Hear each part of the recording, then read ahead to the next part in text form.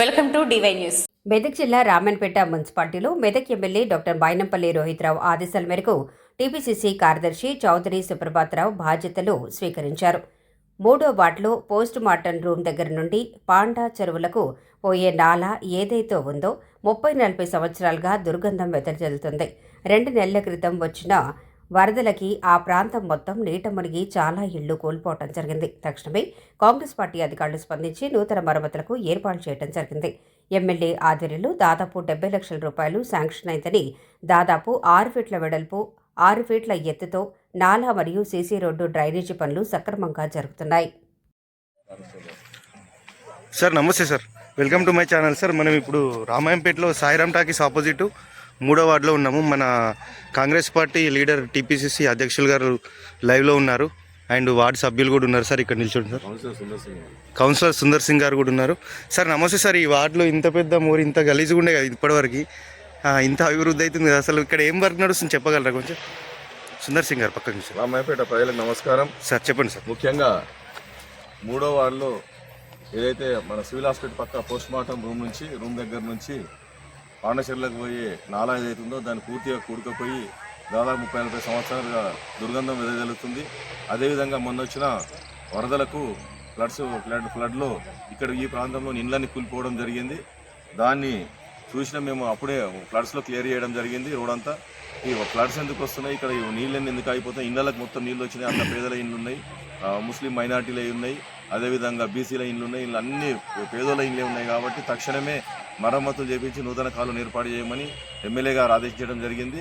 MLA గారి కోరిక మేరకు మన ప్రియతమ నాయకుడు యువ శాసనసభ్యుడు డాక్టర్ మైనంపల్లి రోహిత్రావు గారి కోరిక మేరకు స్పందించి మేము దీన్ని సర్వేయించడం జరిగింది.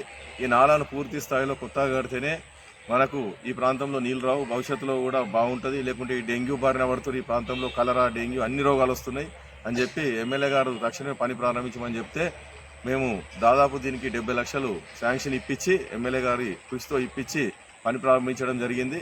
ఈ పని కూడా 15 రోజుల కూడా పూర్తి చేసి ప్రజలకు అందుబాటులోకి తీసుకొస్తాం. ఈ ప్రాంతంలో దుర్గంధం కానీ డ్రైనేజ్ వ్యవస్థ కానీ ఒక క్రమబద్ధీకరించినట్టు అయిపోతుంది. కాబట్టి ప్రజలందరూ సహకరించి ఈ డ్రైనేజీలో చెత్త వేయకుండా వాడుకోవాల్సిందిగా ప్రజలందరికీ విజ్ఞప్తి చేస్తున్నాం. అదేవిధంగా భవిష్యత్తులో ఈ పెద్ద నాలా కడుతున్నాం. ఇది 6 ఫీట్ల వెడల్పు 5 ఫీట్ల ఎత్తుతో పెద్ద నాలా కడుతున్నాం. కాబట్టి దీనిపైన స్లాబ్ కూడా వేయించడం జరుగుతుంది మా ఎమ్మెల్యే గారి కృషి మేరకు, కోరిక మేరకు. కాబట్టి ఈ ప్రాంత ప్రజలందరూ దీనికి చక్కగా వాడుకోవాల్సిందిగా విజ్ఞప్తి చేస్తున్నాం. Thank you sir. సార్ నమస్తే సార్. రామాయంపేటలో కానీ సరౌండింగ్ పల్లెటూర్లలో కానీ గ్రామాలలో కానీ రోడ్లు మరి డ్రైనేజ్ పనులు ఎలా అవుతున్నాయి సార్? కౌన్సిలర్ గారు లైన్లో ఉన్నారు. సార్ నమస్తే, చెప్పండి. ఇప్పుడు చూస్తే మనము గత 10 ఏళ్ల ప్రభుత్వంలో ఎలాంటి పనులు జరగలేదు. కానీ ఇప్పుడు మన యువ ఎమ్మెల్యే రోహిత్రావు సార్ వచ్చిన తర్వాత ఒకసారి మనం ఇక్కడ చూసుకుంటే ఇప్పుడు 3వ వార్డులో పెద్ద మోరి పెట్టడం జరిగింది.